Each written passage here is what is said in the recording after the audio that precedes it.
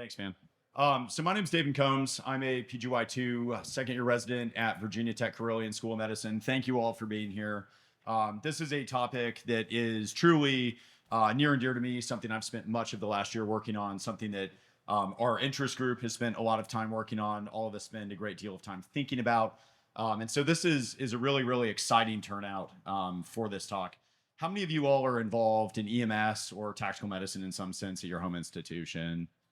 Cool. So, I mean, you can see by show of hands that even beyond EMS and tactical medicine interest, we have a broad group of people here to learn more about these opportunities and really view this from a public health readiness standpoint at your home institutions, just to go ahead and improve the health of your communities at large. Here with me, wealth of knowledge. We have Jeremy Ackerman. He's an associate professor at Emory University. He is also the SWAT team medic for Fulton County. And holds appointments both in the Department of Emergency Medicine and Biomedical Engineering. Dr. Haley Rose Inman is from Carilion as well. She is the EMS Medical Director and EMS Fellowship Director at our institution, as well as the Medical Director of multiple EMS agencies, including our region's only critical care air ambulance service. Dr. Florian Schmitzberger is at University of Michigan, Austrian military veteran, has done a lot of tactical medicine work both here as well as internationally in Eastern Europe in recent years, notably in Ukraine. And then Taylor, like myself, is a second-year resident at Emory University with a strong EMS interest. So disclosures, I don't have any, not important enough yet. Jeremy does. None of us have other relevant disclosures to disclose. So our goal, like I said, is really this, is to paint the picture of how we tackle one of the most challenging public health threats of our time, which is that of an active threat mass casualty incident in our local community. And the point of this is to give you guys the data and the background to understand why this matters, and then give you guys a practical, evidence-based framework that you can take home to your home institutions, scale across your community's local law enforcement and fire rescue agencies, and hopefully have your communities be better prepared if and when this is to happen in your home community. Objectives, basically, like I just talked, we're going to provide you the background literature. We're going to teach you how to identify and work effectively with law enforcement agencies, many of which have interesting relationships with academic emergency medicine, medicine at large, teach you how to speak that language, find engaged partners who are focused on innovative missions, making positive change, helping protect the community in these incredibly, incredibly difficult scenarios. We're going to teach you the key curricular concepts that go beyond basic tenets of this framework for response, things such as March algorithm from TECC, alert training, other integration things that have been standardized and taught sort of throughout the country, and give you a model framework that really looks at this response from start to finish, from the initial point of dispatch all the way through to definitive evacuation to a higher level of care. And then we're going to show you how to design training sessions and how to take this template and scale it at your home institution. So I'm going to talk a little bit about the background and why this was important. So mass casualty incidents typically are broken down into one of two categories. MCIs are fundamentally any incident where the demand for care outstrips the available resources. And we think about them as far as naturally occurring events or man-made events. You can think about them as far as an earthquake, a train accident, a mass shooting, a bombing. But beyond that, each type of MCI has unique characteristics associated with it that dictate the fire, EMS, and police response.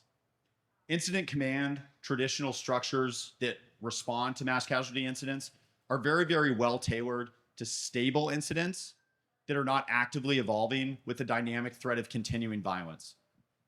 MSIs are unique as compared to many of these other incidents because they're fast evolving, and unlike traditional MCIs, where the incident command structure is predominantly composed of fire rescue personnel, these principally are law enforcement driven responses, where priority number one is neutralization or isolation of the shooter, followed by secondary provisions, secondary priorities of work such as preservation of life. However, standardizing the training for that key secondary mission has not been actively trained in many agencies throughout the country. Where it has, oftentimes, tactical medicine is focused on specialized teams, SWAT teams in particular, and is not scaled down to the level of the patrol officer, who in most communities is the initial responder to these events. We all know that the prevalence of mass shooting incidents continues to increase in our communities, something that we're very aware of every day. And unfortunately, we also know that the burden of injury and the amount of death that's associated with these incidents is incredibly high. Babak Sarani is a well-respected and very well-known trauma surgeon at George Washington University. And in 2019, him and his team did a comprehensive search of 213 autopsy reports from active shooting events prior to that date. And what they found was that only 15% of all the victims out of the 213 victims that he examined had potentially preventable injuries. AKA, out of the 213 victims that he examined that lost their lives in these events, 32 could have been saved. He sought to look at what injury patterns led to potentially preventable death and what time metrics and time hacks and other skills could have potentially saved their lives. What he found was surprising in some ways, but also not surprising. So the prevalence of tourniquets led to very, very few potentially preventable deaths being due to extremity hemorrhage, and the majority of these deaths being due to non-hemorrhaging thoracic trauma, which is its own challenge as far as how we can train individuals to respond. He also timed potentially preventable deaths with first patient contact occurring within 10 minutes from point of injury, which for those of you that are involved in EMS, have been around these incidents or have spent time thinking about these incidents in your own communities, you understand how difficult that is to meet that time metric. His team was comprehensive. He had a coroner, a forensic pathologist, 3 trauma surgeons, an ER doctor, and a critical care paramedic look at all of this data. And at the end, like I said, survivability primarily relied on first patient contact and initial care happening quickly, and finding new innovative solutions to thoracic trauma, which is an area of ongoing research and an ongoing area that we should continue to look at within this space. Because the incidence of mass shooting events continues to increase, a lot of EMS agencies have sought to find a model to move point of care closer to the point of injury. The current model that's implemented in many communities across the country is that known as the Rescue Task Force. This relies on pairing law enforcement and fire rescue personnel together in a 1-to-1 ratio after the threat has been neutralized or isolated, and attempts to improve survivability of victims by moving firefighters or EMS personnel closer to the hot zone to provide definitive care to those patients. There's a couple problems with it that we'll go over here shortly. Michelle Bachman at WakeMed and her team in 2018 conducted the only real large-scale study that I was able to find that looked at the effectiveness of the Rescue Task Force. They ran 69 scenario events, had nearly 400 EMS providers, over 450 law enforcement providers, and conducted this study over 18 days. Unified command was typically established within 4.1 minutes from time of dispatch. The RTF was assembled within 10 minutes, but already first victim contact is outside of that 10-minute window with a large standard deviation. The first victim was not moved to an internal casualty collection point until 16 minutes with an even larger standard deviation, and all victims were not ready for evacuation all the way up to 46 minutes from time of initial injury. It's not a fault of the teams, the officers, the fire rescue personnel. It's the incident that we have to work to address, our response models to address, and that's what we sought to do.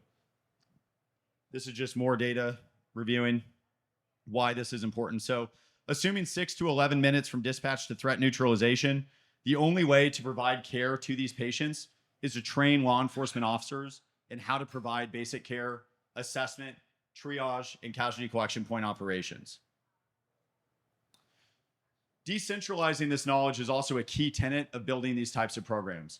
Typically in tactical medicine, much of the focus, like I said initially, has focused on SWAT teams, tactical teams. But you can see in most cities of less than 100,000 residents throughout the United States, very, very few have a full-time team. Many have a part-time team, but very few have a full-time SWAT element that can actively respond to these incidents in time to make a measurable impact on survivability of victims. So teaching this to the lowest common denominator in your patrol officers is really the key to improving survivability in these events.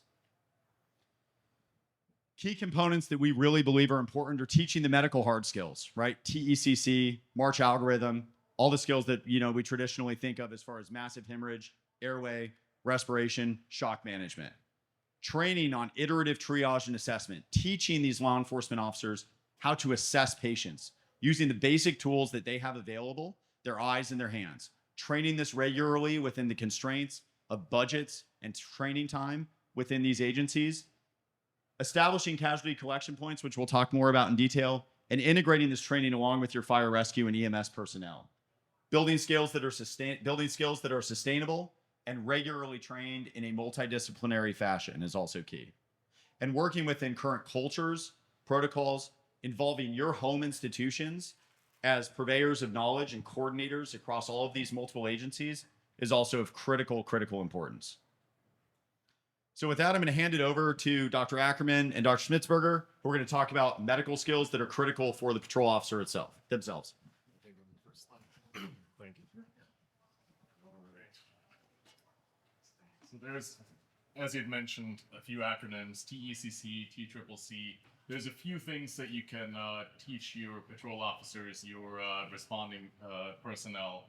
And I'll give a 2-minute overview of the history of that and how to look for these pieces of information, and then Jeremy's going to talk about this a little bit. In about 2002, the military stood up the Committee on Tactical Combat Casualty Care, basically realizing that we don't really have, we have a lot of data, we have unfortunately, a lot of sick soldiers who get injured, and data from those conflicts. How do we actually turn that into clinical guidelines? So they stood up what many of you have probably heard about as this tactical combat casualty care, basically the paradigms that gave us the resurgence of tourniquets, for example. It used to be the devil. The older folks in the room might remember tourniquets being like the most horrible thing. The arm's gonna explode and fall off, all those things. Not the case, and the pendulum swings back and forth in between. So this committee basically started putting out clinical practice guidelines, and they've been widely adopted all over the world.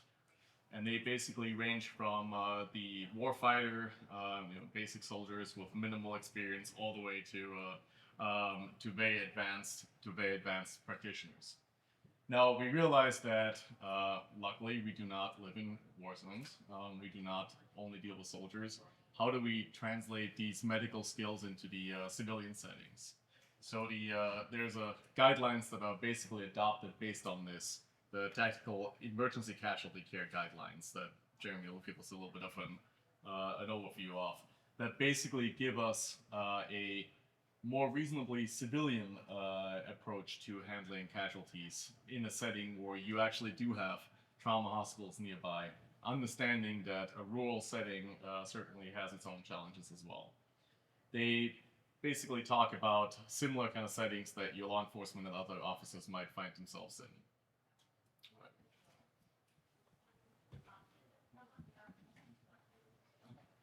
So both TECC and TCCC are structured around this notion of zones of care, where we have 3 distinct zones that we might be delivering care. We have the hot zone, or as it's described, care under fire, the warm zone, or tactical field care, and the cold zone for tactical evacuation care. And the reality of what we're looking at for an individual officer is, by and large, they should not be doing cold zone care. That is a place where the medics hopefully have gotten to, where we have ambulances and all those supplies that go along with it. And ideally, we are now transferring care to somebody at a higher level of care. And primarily, when you think of the timing of people dying from these injuries, we're most concerned about hot zone care and that early warm zone care. That is doing immediately life-saving interventions to buy enough time to get those individuals out to other providers. In all of this, there's an important thing to remember. If you ever pull up any of these guidelines, both the military and the civilian ones, there are variations on this phrase that good medicine can be bad tactics, and bad tactics gets everyone killed. I often, when I'm teaching officers, I tell them that good medicine is bad tactics, but good tactics is the best medicine. And the issue there is that if there's an ongoing threat, that threat to the people who are being hurt, shot, whatever else is going on, is the biggest single threat to the people who are already injured. That individual is now preventing other people from being able to provide care. So as much as it seems sort of militaristic and all of that, in the setting of an active shooter, it becomes critical that officers that have the training and the skills to one way or another stop that individual from causing an additional harm, do so.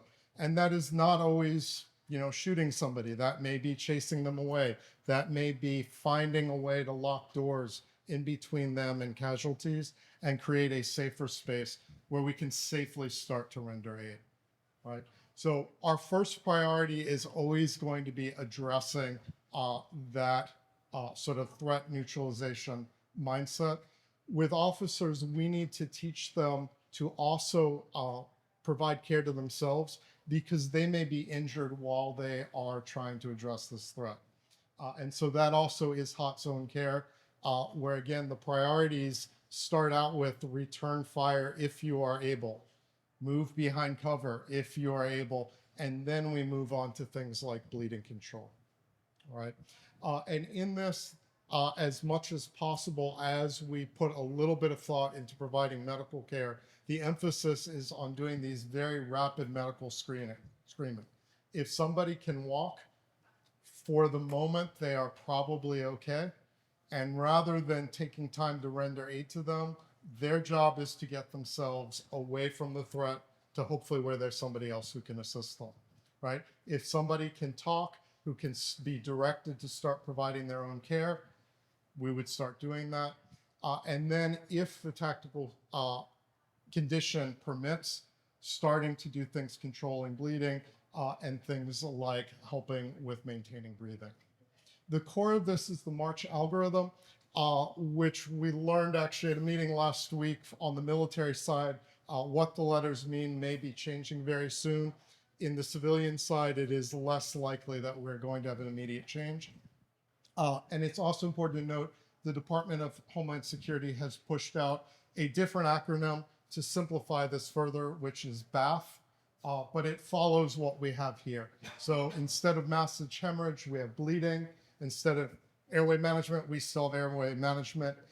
Because respiration primarily focuses on injuries like pneumothorax and tension pneumothorax, the T is for preventing and treating tension pneumothorax. And then they leave out the circulation step, but leave in hypothermia, and often increasingly we include head injuries in that. All right, our first priority is going to be arterial bleeding management. No surprise there. In most agencies these days, officers are carrying a tourniquet. The most common one is going to be the CAT tourniquet. And certainly this is something to ensure in your communities that carrying tourniquets is part of their standard operating procedures, that there is somebody available to actually train officers on how to properly place tourniquets. How many of you have been in a trauma bay and had somebody come in with a tourniquet that was clearly mispositioned or there was a pulse in the extremity, right? Is there room for improvement among, both EMS officers as well as fire? And so there's an opportunity there to help even on that. A well-placed tourniquet is highly effective for controlling bleeding in the limb, whereas a poorly placed tourniquet may not be, in fact, it may be worse than not doing anything. There is an opportunity, and this is a matter of time, for actually improvising tourniquets. It is something that in extended sessions you can teach, although it gets a little bit more complicated, and in instructing officers being mindful of what they're likely to absorb, remember, and be able to do becomes important. An important thing, although it's somewhat obvious for us what is arterial bleeding, it is important to take time with officers and help them understand how they know if it is likely arterial bleeding. Our airway interventions under TECC, whether it's an individual officer or a more advanced provider, are largely limited to upper airway interventions. So we have our basic repositionings with individual officers, I often will remind them of the recovery position. It's not perfect, but it's usually better than the position that you might find somebody in. For tactical teams and for officers who are more concerned about the active shooter, the teaching point is actually somebody who's laying on their back and gurgling.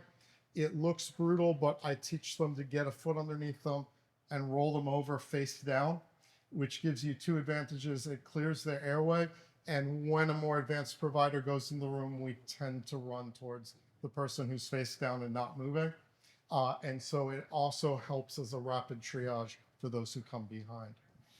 Depending on agency rules, as well as training of officers, use of airway adjuncts like NPAs may be something that's within the scope of practice, but that you have to know the agency rules and your state rules for EMS. In terms of respirations, as I said, we're primarily focusing on preventing tension pneumothorax, since in most instances, officers will not be permitted to do any more advanced interventions. If you have an agency with a lot of paramedics and EMTs, again, you need to know what's within their scope of practice, but it might be reasonable in some settings to also bring in needle decompression. But largely our teaching there is going to be to look for those thoracic or upper abdominal injuries and place a seal, all right? And then having that mindfulness that if there's a hole there, that's somebody that needs to be evacuated more promptly. On the tactical teams, where there may be a dedicated medic and where they train to create a internal CCP to start care, we may carry things like gels and BVMs and provide a little bit more advanced interventions. Circulation is something that is changing a little bit because we've always had the management of other sources of bleeding, placing pressure dressing, using hemostatic gauze, wound packing, junctional wound packing, but we're also now starting getting into there may be some advantages if you have the resources to actually starting IVs and doing field provision of blood, but that's not going to be your individual officers. You know, for the individual officers, the interventions that we have here, starting with just controlling slower bleeding becomes most important. One of the issues that frequently gets left out in the training that we all know is critically important is being mindful of hypothermia. As people are losing blood, they are losing core body temperature. Often people, when they are injured in these events, are laying on hard concrete floors where just literally laying on the ground is dropping their body temperature, which then leads to acidosis and not clotting quickly. And there's an opportunity here to make sure that responding officers are being mindful. Can we move them onto a carpet, move them on top of a table, something where there's a little bit more insulation, find a blanket or something to cover with to help make sure that we are keeping them warm. Head injury also is something that is starting to come in, and the primary intervention for officers is simply elevating the head of the bed, in this case, leaning somebody on a wall or sitting them up in a way that their head is elevated. Kelly?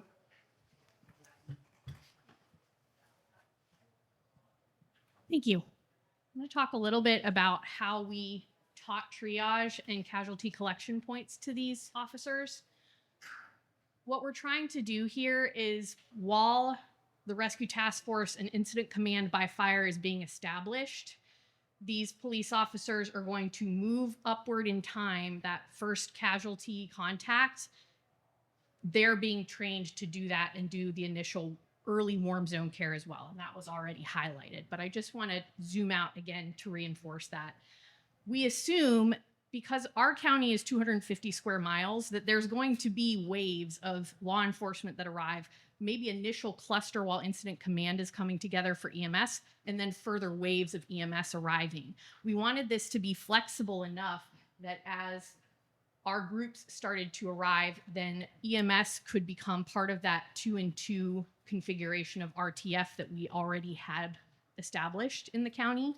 And they could start going out and moving and collecting people to casualty collection points, or they could stay in the casualty collection point and start doing medical care and re-triage. Here we have the triage algorithms that we use. As you can see, On the right is the START triage algorithm. That one is already used by the fire department for all of their mass casualty incident training. We did not want to retrain EMS on a new triage algorithm just for mass shooting. We did teach law enforcement the NHS or National Health Service 10-second triage model. This one is more in line with most expert guidelines on what you should be doing in the event of mass shooting triage. As you can see, the flow is really similar. The decision points of what makes someone a designation of high priority, medium priority, or low priority. There's different terms for those. The colors are the same, fortunately. But it also does not rely on law enforcement members knowing what perfusion means or being able to remember what a normal respiratory rate is. Vital sign counting is not going to happen under stress with patrol officers who get this training maybe twice a year if we're lucky. So we wanted the algorithm to be as simple as possible. In our actual training, we broke the group up into two groups, one that was learning a didactic about how to recognize all the medical things what Dr. Ackerman went over, but also a group that was learning about how to put it together in triage and assign people to a level of priority. In our exercise, we had small groups of officers moving standardized, these were blow up patients that came inflatably to the collection point, and they would give a turnover to EMS and a theoretical EMS provider talking about what injuries the person had that they found and what they did about it. So for casualty collection point teaching, we basically highlighted for them the outlying principles of how you want to find a place that is relatively sheltered from multiple entry points that a threat could come and provide more active threat. Because again, this is considered a warm zone most of the time, at least internally. There is the opportunity for an exit point where you can get to a more either transportation directly or a cold zone where treatment and transport triage would happen again. We taught officers about how to sort and organize patients between green, yellow, and red. And this would also allow for when EMS is arriving, they would come into the casualty collection point and that contact would be made between the two teams. For us in the county, we try to work with our school resource officers and pre-designate casualty collection points for schools and government buildings in the county. It's really important as you're sort of building this expertise to find out what's already done in your area so that you can build on that. And that's probably one of the key points that we learned in terms of you want to integrate existing knowledge. What does EMS already know how to do? What do police already know how to do? And build on that rather than tear it down and rebuild it from scratch. We have champions in fire EMS as well as a small group of part-time SWAT medics in the county that really were the champions that took the time to get together to build protocols that were standardized. They had relationships already. You as a physician who would be entering this, that relationship piece can't be emphasized enough. Just your presence and your presence consistently and sustainably, if you want to really affect outcomes, is going to be important. It's probably great to show up 1 or 2 days a year and teach them how to properly apply a tourniquet. But if you have bigger ambitions, it is going to be a big investment of your time and also of relationships, just how it works outside the hospital and inside as well. So we want to do importance of high fidelity simulation as an emphasis point for here. We did this all in sort of a medium fidelity simulation, as well as having larger exercises in the future. The county already had once or twice a year, as budget allowed, a major exercise that involved police and fire that was not known by the officers and the EMS providers that were on shift that day ahead of time. Those are obviously really resource intensive. And if you can involve your home institutions, because high fidelity sim is a big deal in emergency medicine, we have a lot of tools that we can offer. And that provides you a lot of opportunity to see what other things need to be improved in the future as well. For us, an area that we're going to be working on in the future is dispatch and how dispatch can help us move up that timeline. It's always a sticky wicket for those of you that know, dispatch is like the final frontier of challenge and getting them all on board with the rest of what's going on in many cases. But that's something that we are hoping to move forward on for our group. And then Taylor's going to finish up with some other preparedness things.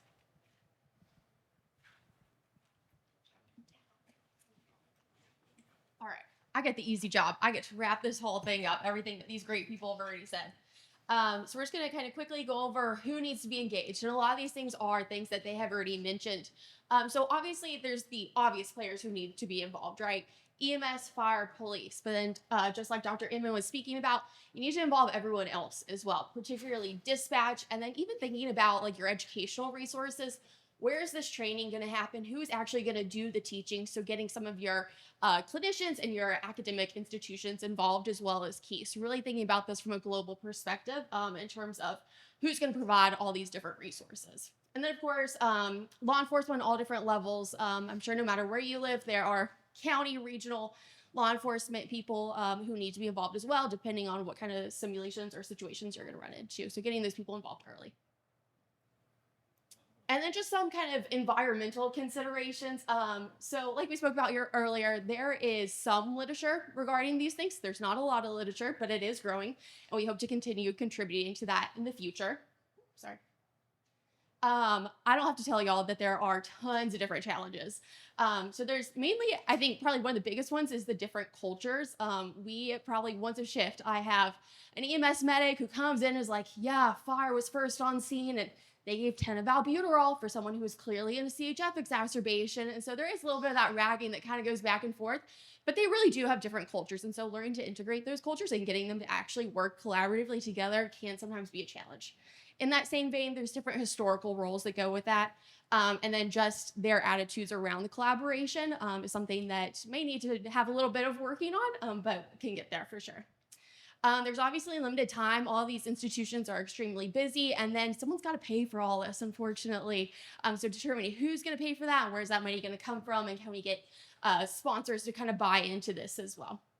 And then just like Dr. Inman was talking about again, thinking about existing practices. Something that we were talking about earlier is that there's no need to reinvent the wheel. A lot of in y'all's hometowns or in your communities, you guys are already thinking about these things. Some of y'all are already doing them. So finding out from your regional partners what is already being done and learning to integrate them into these practices can be really beneficial to feel like they've got buy-in and then you don't have to go back and redo the same work that they've already done either. So if you're a picture-taking person, this is your time to shine. I love to have a little framework like this when I panic, during a code or something like, oh my God, what do I do next? Something like this is really great to have. So this is really what we want to send y'all home with today, which is a framework for how you can implement this in your community. So you're going to start with obviously understanding. We've already talked about all of these things. Understand what is currently being done in your community and what are people already working on. Take some introspection, but determining what are the vulnerabilities in your community as well, and what are things that need to specifically be addressed. And then who's going to be the champion for change? Is there someone who's really passionate about this? Is there someone who's really willing to take this on, who kind of lead these projects in your own community? And then we move on to the hard skills. You're going to train, you're going to teach people the March algorithm and how to triage, how to appropriately apply a tourniquet without having a pulse present afterwards. And then you're going to teach them triage, and of course the operational aspects, and then really how to integrate in with one another and teaching these organizations that we can work together for a good outcome. After that, we encourage you to assess, and this can be done a couple different ways. You can, of course, do didactics, where maybe there's a knowledge portion and then a testing portion. You can do a sim, which is where those academic partners really come in to actually play these things through. And then you can do some real world activities too, whether that's a real world simulation like is going to be done here soon, and you're able to go out in the community and actually simulate one of these, or if there's the unfortunate circumstance in which you are required to put these skills to the test, we encourage you to go back and review and modify afterwards in kind of accordance with how those things went. And then you're going to modify, you can make changes, you can determine which technology is needed. You're always looking for more funding, who are going to be the stakeholders, and who can we continually bring in to encourage this project to move forward. So that's all we got for y'all. We'll take any questions. Thank you. So I just...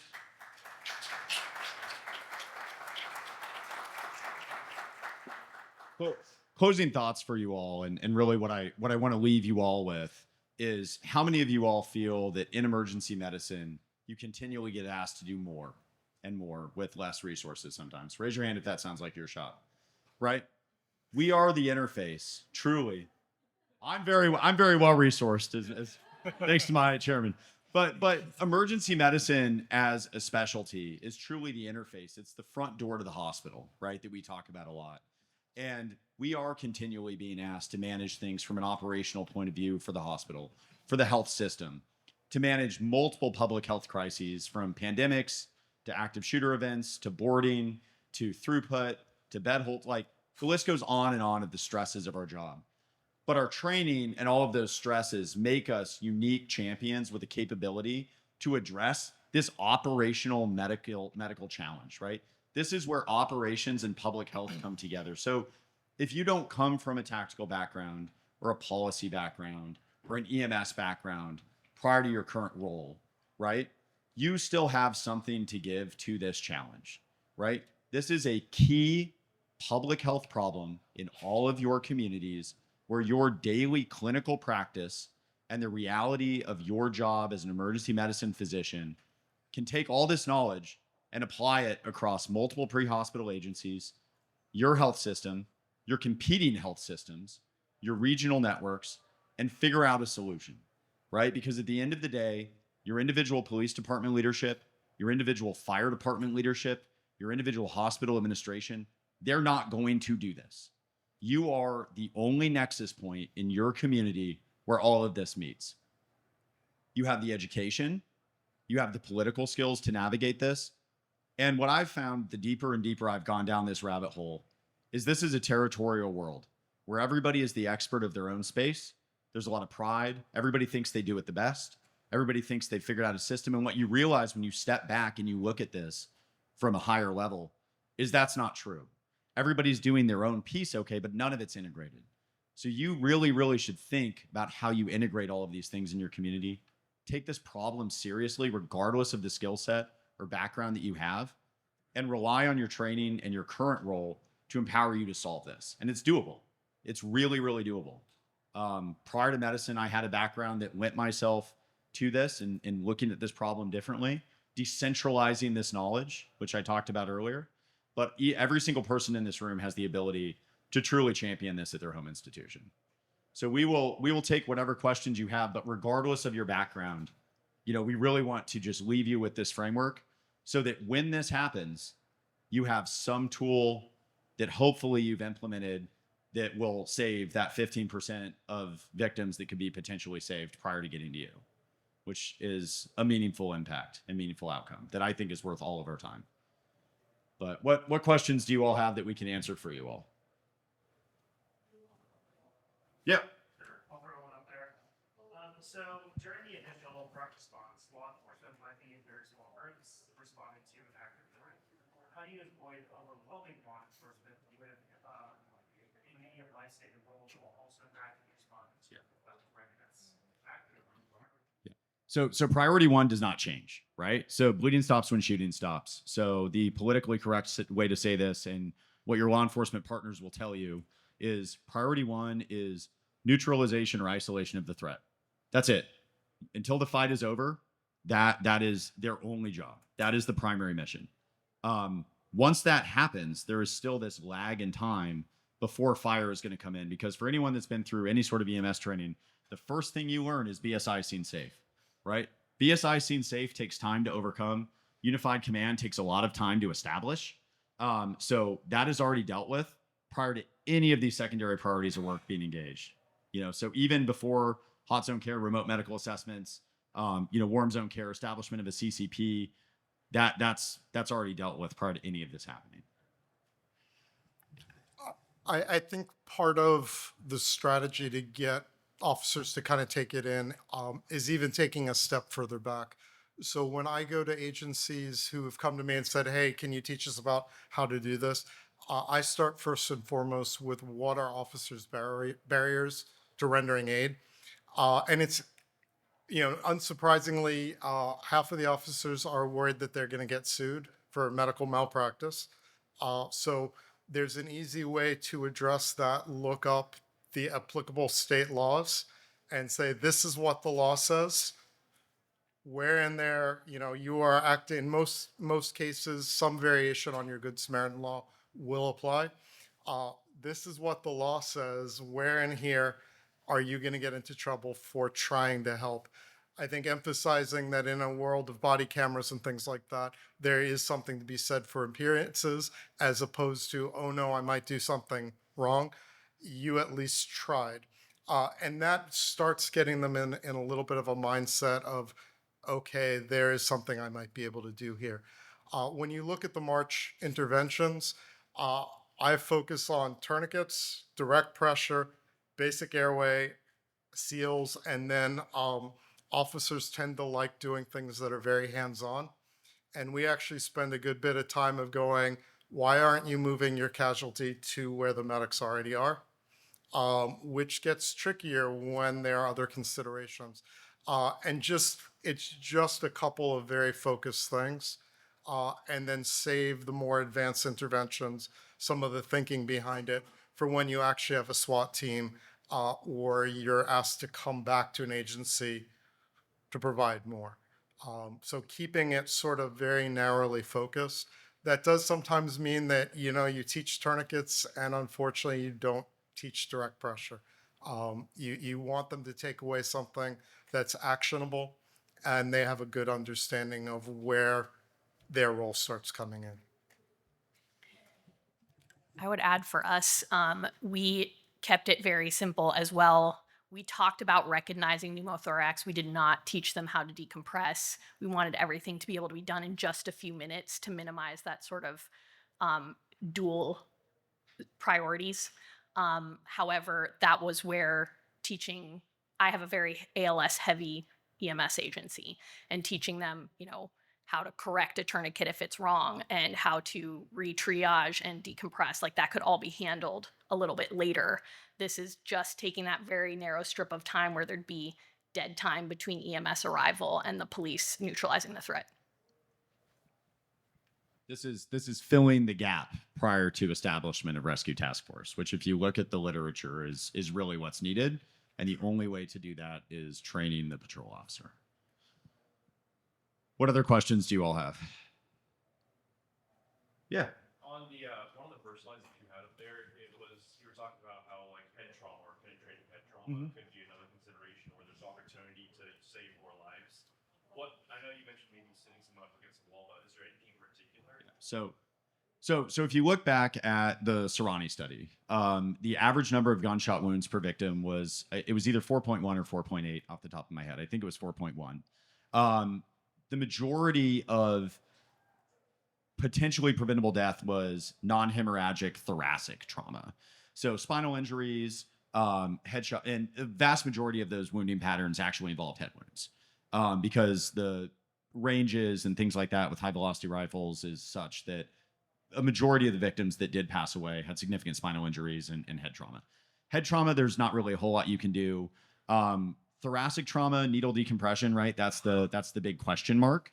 There's definitely very real risk with needle decompression.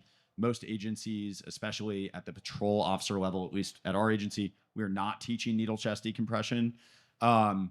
It's an interesting concept to tie back to because I remember being a 17-year-old private in the Army and learning chest decompression, NCDs, and originally my thought at this was, well, you could teach this to 17-year-old me. Why can't you teach this to a patrol officer? Now that I understand the risk better and you review the literature, I don't think that's appropriate at this point. And I do think that will likely have to be dealt with a technologic solution to a scope of practice problem. Head trauma, you're not going to do much for a high velocity rifle round from 8 feet away. Sorry, awkward. Just to add on to that, for the head trauma, there's a ton of literature coming out of the military for obviously TBI, where a lot of this information is coming from. Also, the deviation from the standard pathways for permissive hypotension to actually provide normotension for those patients, all not relevant really to the patrol officer or anyone in the pre-hospital other than your medics, but important to kind of propagate down the line so you and your colleagues are aware of that. Otherwise, it's really just head of bed up, and that's the key intervention you could do for that. And quite frankly, the head of the bed up, finding a way to have them sit upright is probably in those patients more an airway management issue. Yes, there's an advantage of decreasing intracranial pressure. When you look at the cold zone care, extended field care, things like that, we start getting into, you know, hypertonic solutions and other things, but again, outside the scope of what in that first phase of response we usually are looking for. Does anybody else have any questions? Cool. Let me Let's just make a pitch for the. little. Yeah, absolutely. So our interest group meeting is actually at 2:00 downstairs in room 307 right now at 2 p.m. So for any of you that would like to go from here to there, we would welcome you. We are planning a lot of work for the upcoming year, building off work that's been done. So if this is a space that you're interested in, we would welcome your participation and would love to see you down there. But thank you all very much. I will hang around for a few minutes and we can go from there.